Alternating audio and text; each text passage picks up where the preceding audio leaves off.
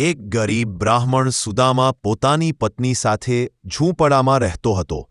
ગરીબી એટલી કે ઘરમાં અનાજ પણ નહોતું. સુદામા, હવે ઘર ચલાવવું મુશ્કેલ થઈ ગયું છે.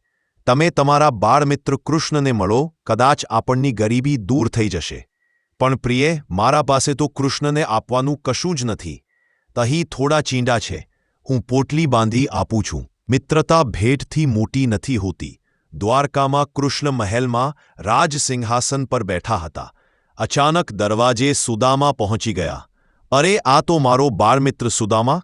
કૃષ્ણ સિંહાસન પરથી દોડી આવે છે, સુદામાને ગલે મળે છે, પ્રેમથી મહેલમાં લાવે છે.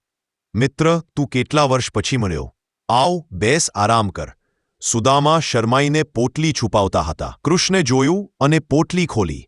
અરે, મારા પ્રિય મિત્રના લાવેલા પૌવા! આ તો અમૂલ્ય ભેટ છે. કૃષ્ણ આનંદથી પૌવા ખાવા માંડે છે. રૂકમિની સ્મિત સાથે અટકાવે છે. પ્રભુ, એક મુઠ્ઠી પૂરતી છે. હવે સુદામાના ઘરમાં ધનની વર્ષા થશે. સુદામા ઘરે પાછા આવ્યા. ઝૂંપડું હવે સુંદર મહેલ બની ગયું હતું. પત્ની સુંદર વસ્ત્રોમાં સજ્જ હતી. આ